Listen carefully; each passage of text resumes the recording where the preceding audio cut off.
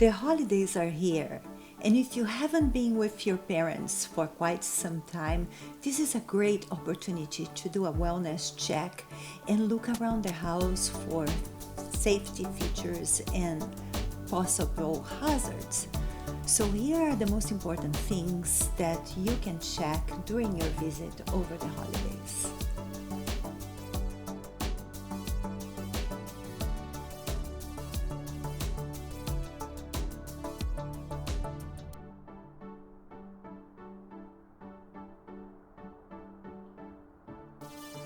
Welcome to Ahead of Dementia. I'm Luciana Mitskun, and today we're going to be talking how to maximize our holiday visits into creating a health check to make sure our aging parents are doing okay, even though they may be suffering from the beginning stages of cognitive challenges. One of our main concerns is, as they are living independently, are they safe? Are they doing what they need to do to keep themselves safe and stay at home longer, even though they may be already showing some signs of cognitive decline? Well, the quiz is going to help us. So here goes. When visiting your parents for the holiday, what should you check for? A. Refrigerator. Watch for spoiled or expired foods. B. Mail. Watch for unpaid bills. C. Clutter. Watch for tripping or health hazards. D. Calendar of appointments. So much to check on that one. Or E. All of the above. Well, cognitive changes bring so much more than just memory failure. One of the biggest changes one may suffer during that period is ability to manage a household, grocery lists, their diet. You see sometimes people either eating the same item day and night. For example, a person who likes French fries may be eating French fries day and night, or going to the same restaurant every day and eating every time the same foods.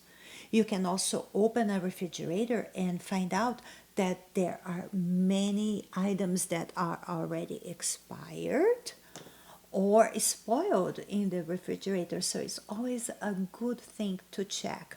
What are they eating? Are they having enough variety in their diet? And are the items that they are keeping in the cupboards or in the refrigerator safe and ready to be consumed?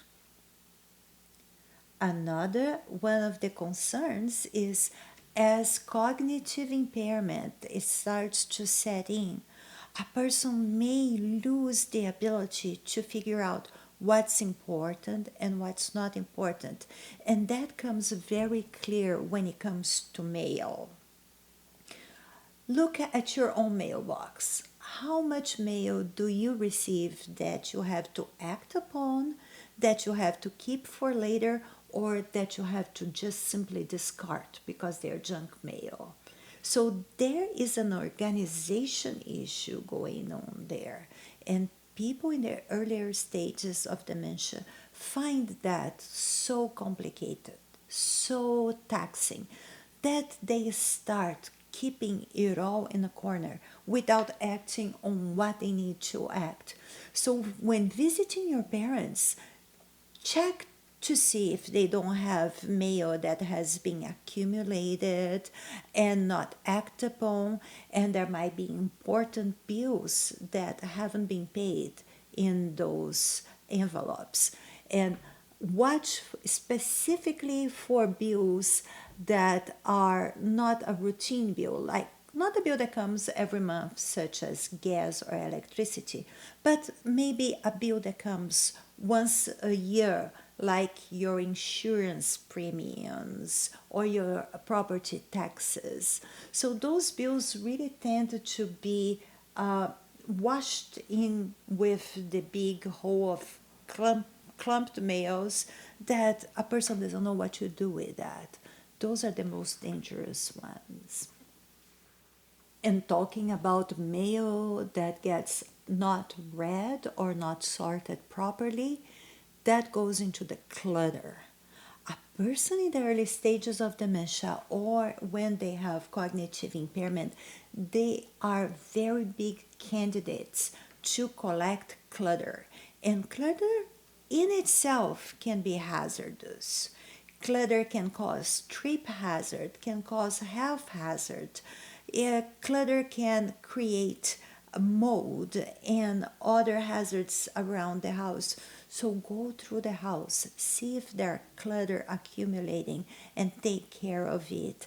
But be careful to do the taking care of it in a very dignified and kind way, not allowing them to feel guilty or less than deserving because they have been cluttering the house. You can take care of clutter in a dignified way and help them sort through items in the house without making them feel guilty, without making them feel that you are overstepping your boundaries with their well being. You see, that's quite the fine line. Another way of looking for how they are doing is to check their calendar of appointments. Calendars become very complicated and difficult to organize and follow when people have cognitive impairment. And the more cognitive impairment, the less able they are to follow calendars. So take a look at the appointments, make sure they are correct, and your parents have been able to follow those appointments. So now you do know the answer to our challenge. So the answer is all of the above. Watch for foods, watch for unpaid bills, clutter, appointments. Make sure you do a thorough check around the house for those issues because they are the very first issues that people with cognitive impairment find difficult to deal with. Those may be the very first signs of cognitive impairment, and they may indicate that a little bit more supervision, a little bit more support may be in order. As usual, stay ahead of dementia and thank you for watching.